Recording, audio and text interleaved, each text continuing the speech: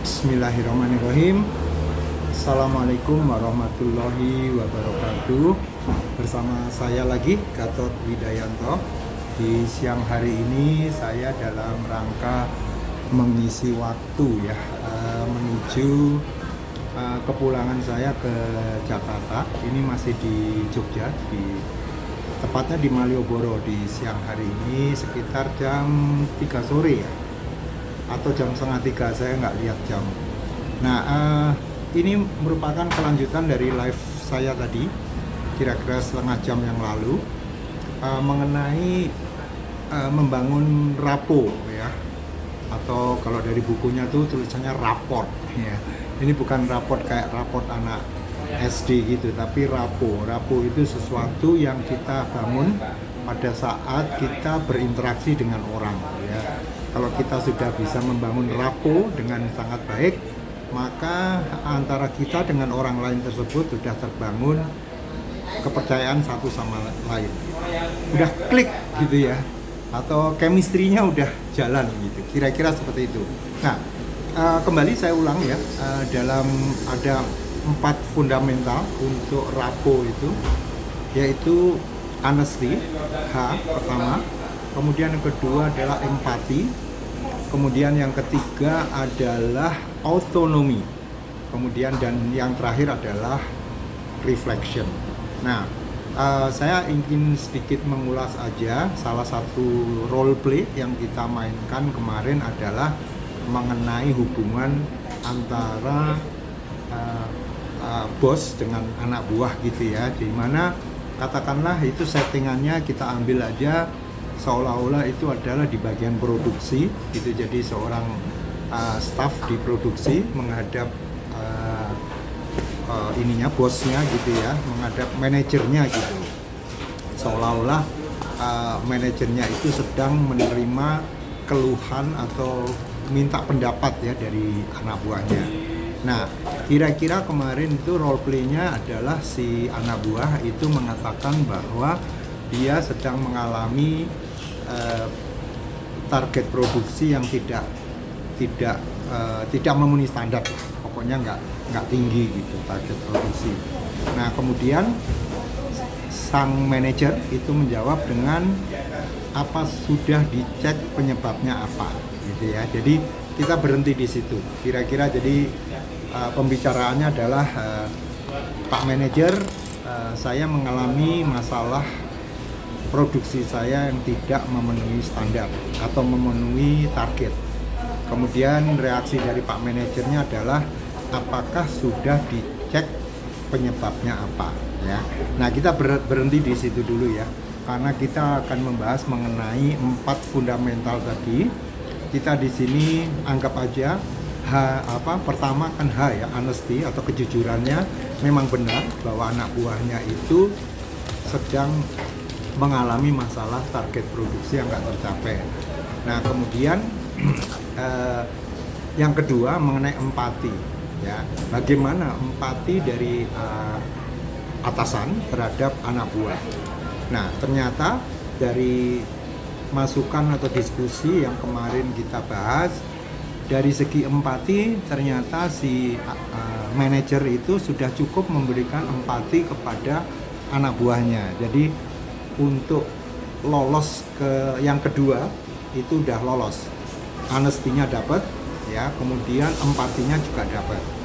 Nah, yang ketiga adalah otonomi ya. Nah, otonomi ini juga merupakan hal yang penting ya. Jadi menurut saya rapo ini urutannya udah benar ya. Here itu yang keempat itu otonomi. Ini agak berat tantangannya bagi kita sebagai manajer ya.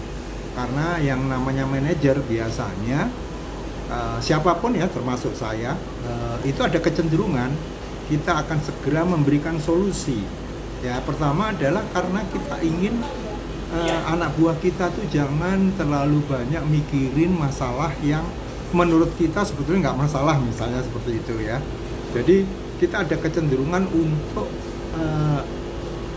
memberitahu atau menggurui lah gitu ya, apapun lah namanya, karena alasannya itu tadi. Terus kedua, mungkin juga sebagian dari kita ada yang merasa bahwa loh, saya ini kan manajernya dia. Dia datang ke saya minta tolong, kok saya malahan tidak memberi jawaban, padahal pengalaman saya jauh lebih banyak daripada dia, ya. Nah, apapun alasannya, dua-duanya sebetulnya tidak ada hal yang perlu kita perdebatkan, ya. Jadi alasannya valid untuk kita memberikan solusi. Nah, masalahnya kalau dari ilmu rapo yang kita bahas ini kurang tepat, ya, karena kita harusnya memberikan otonomi seolah-olah si karyawan itu bisa menyelesaikan sendiri masalahnya. Bukan karena kita tidak mau tangan kita kotor memberikan solusi, bukan. Justru kita harus bisa meninggikan self esteemnya dia, ya, bahwa dia dianggap oleh kita sebagai atasannya sebagai seorang atau figur yang memiliki pengetahuan yang mumpuni, ya. Otonomi itu sebut memberi kebebasan pada dia untuk mengambil keputusannya sendiri, menyelesaikan masalahnya sendiri, ya, walaupun dia minta tolong sama kita, ya. Jadi ini yang berat. Nah, boleh jadi, ya, kita apa ya yang kita gunakan lagi kalau otonomi, ya. Nah, mungkin juga kita kembali dengan pertanyaan, bukan dengan suatu jawaban gitu. Menurut Anda apa gitu, ya? Kenapa menurut Anda bisa terjadi misalnya gitu. Tapi bukan mempertanyakan, ya. Jadi caranya kita tanya juga bukan kok bisa sih gitu. Kok gitu aja ada masalah gitu. Itu udah ada judgement gitu, ya. Nah, itu harus kita hindari supaya otonomi dari dia itu dia dianggap sebagai seorang ahli gitu. Atau kalau memang anak buah kita ini sebelumnya bagus gitu, ya, mungkin kita dengan melihat kinerjanya dia yang lalu, waduh bulan lalu padahal bagus ya gitu, ya. Nah, itu memberikan suatu otonomi pada dia bahwa wah, atasan saya ternyata masih ingat bahwa bulan lalu kinerja di produksi saya itu bagus gitu, ya. Nah, ini sebetulnya sudah cukup, ya. Ini memberikan otonomi, ya.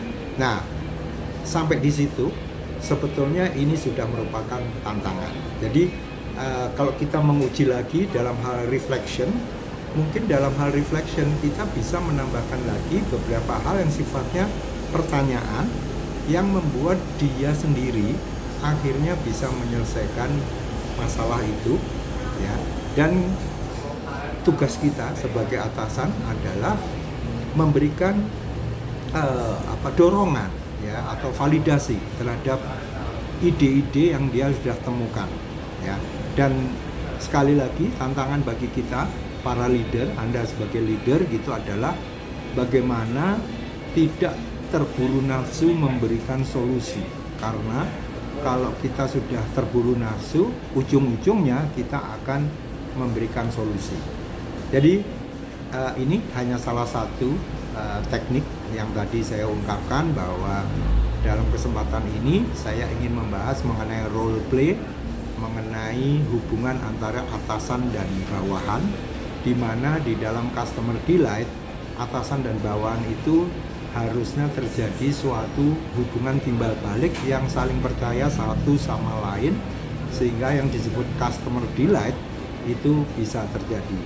Dan barusan kita coba membahas mengenai 4 fundamental, yaitu honesty, empati, autonomi, dan terakhir adalah reflection, ya, di mana pokok bahasan kita adalah mengenai otonomi.